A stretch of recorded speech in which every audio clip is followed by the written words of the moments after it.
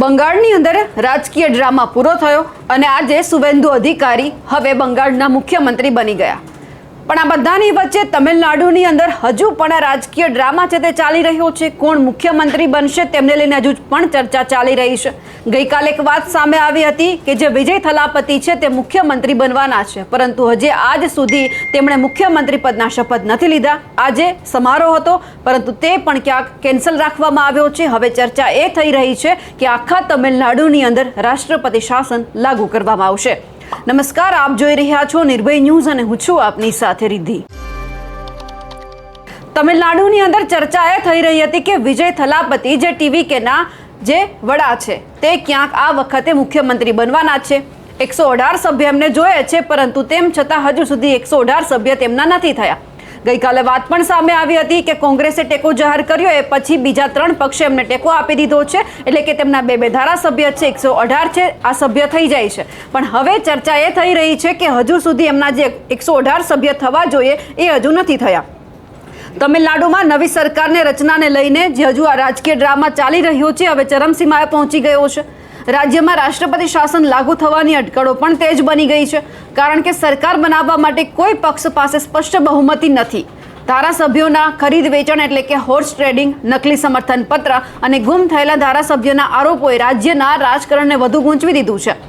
તમિલનાડુની વર્તમાન સરકારની મુદત 10 મેના રોજ પૂરી થઈ રહી છે, પરંતુ હજુ સુધી સત્તાની ચાવી કોના હાથમાં જશે તે નક્કી નથી.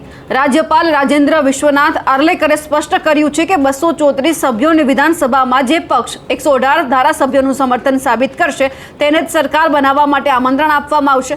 તાજેતરની ચૂંટણીમાં અભિનેતા વિજયની જે પાર્ટી છે ટીવીકે એમણે 108 બેઠકો સાથે સૌથી મોટા પક્ષ તરીકે ઉભરી આવી, પરંતુ તે બહુમતીથી થોડી દૂર છે. બીજી તરફ ડીએમકે ગઠબંધનને 73 અને એઆઈડીએમકે ગઠબંધનને 53 બેઠકો મળી છે. બહુમતી સાબિત કરવા માટે વિજયની પાર્ટીએ કોંગ્રેસ, સીપીઆઈ અને સીપીઆઈએમ સાથે વાતચીત શરૂ કરી હતી. કોંગ્રેસના 5 ધારાસભ્યોના ટેકા સાથે ટીવીકેનો આંકડો 113 પર પહોંચ્યો હતો અને ડાબેરી પક્ષોના ટેકા બાદ આ સંખ્યા 117 થઈ હતી. જો કે ટેકનિકલ ગૂંચવણ એ પણ છે કે વિજય પોતે 2 બેઠકો પરથી ચૂંટણી લડ્યા છે અને જીતી પણ ગયા, અને હવે તેમણે 1 બેઠક છોડવી પડશે, જેના કારણે પ્રભારી સંખ્યા ફરી ઘટી ગઈ છે.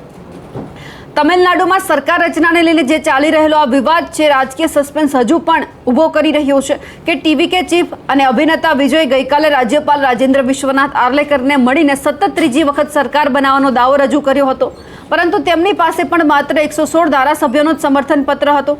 આ કારણે આજે યોજાનારો વિજયનો શપથ સમારોહ છે તે પણ રદ કરી દેવામાં આવ્યો છે. તમિલનાડુ વિધાનસભા ચૂંટણીમાં ટીવીકે 234માંથી 108 બેઠકો જીતી છે. આમાંથી 2 બેઠકો પર વિજય જીતી ગયા છે. આ સાથે જ રાજકીય સંકટ ત્યારે વધ્યું જ્યારે એએમકેના વડા ટીટીવી દિનાકરને રાજભવન પહોંચીને ટીવીકે પર ધારાસભ્યોના ખરીદ વેચાણનો ગંભીર આરોપ લગાવી દીધો હતો.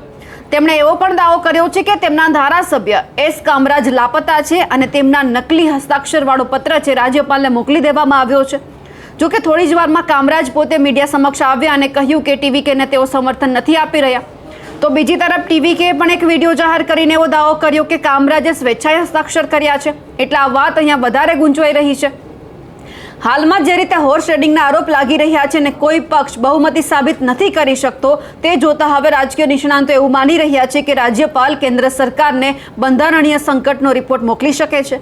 જો 10 મે સુધીમાં કોઈ ઉકેલ નહીં આવે તો તમિલનાડુમાં રાષ્ટ્રપતિ શાસન છે તે લાગુ થવાની પ્રબળ શક્યતા છે. અત્યારે સરકાર પાસે માત્ર 48 કલાકથી ઓછો સમય બાકી છે અને ચેન્નાઈમાં રાજકીય હલચલ છે તે તેજ બની ગઈ છે. આ બધાની વચ્ચે તમિલનાડુના રાજકારણમાં એક મોટો ક્લાઇમેક્સ એ પણ આવ્યો છે કે થલાપતિ વિજયની જે શપથવિધિ પહેલાં જ મુખ્યમંત્રી તરીકે જ્યારે તેઓ શપથ લે એ પહેલાં જ વિજયની રાહમાં હવે ક્યાંક મુશ્કેલીઓ ઊભો થઈ છે.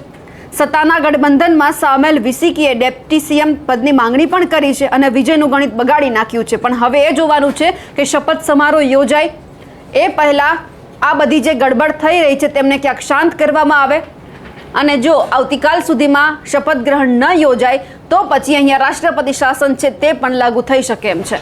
અમારા અહેવાલને લઈને આપનું શું માનવું છે કમેન્ટ કરીને ચોક્કસથી જણાવજો. સાથે જ અમારી નિર્ભય ન્યૂઝ ચેનલને લાઇક, શેર અને સબસ્ક્રાઇબ કરવાનું ભૂલશો નહીં. નમસ્કાર.